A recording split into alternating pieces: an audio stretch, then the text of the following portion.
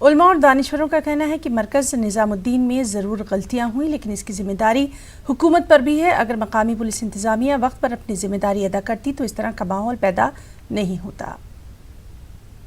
مرکز کا ہی معاملہ نہیں ہے، بلکہ اگر آپ دیکھیں تو 5 لاکھ آدمی یہاں آنند وہار پہ اکٹھا تھا اور دوسری جگہوں پہ اکٹھا تھا، مہاراشٹرا میں، پونا میں، بمبئی میں۔ یہ ایک سسٹم فیلئر ہے۔ مرکز والوں کی کچھ غلطی ہو سکتی ہے، مگر اس کی ساری ذمہ داری ایڈمنسٹریشن کی ہے۔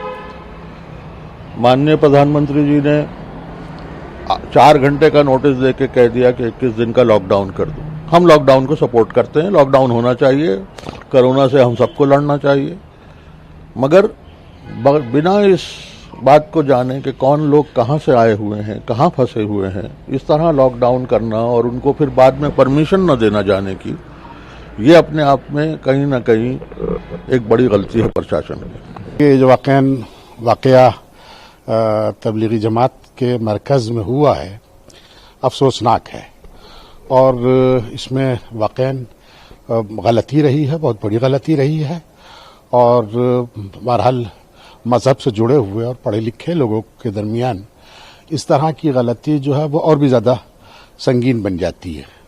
دیکھیے، اصل میں ہندوستان کے اندر کچھ کمیاں، کچھ غلطیاں جو ہے وہ سرکار کی طرف سے بھی ہوئی ہیں۔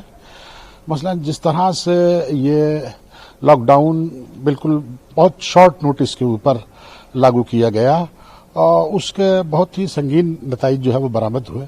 پوری دنیا ہی کے اندر شروع میں، ابتدا میں اس چیز کو پوری سنجیدگی کے ساتھ نہیں لیا گیا، وہ چین ہو یا امریکہ ہو یا ایران ہو، سبھی جگہ کے اوپر شروع میں بالکل نظر انداز کیا گیا ہے اور بہت اسے ہلکے پن میں لیا گیا ہے۔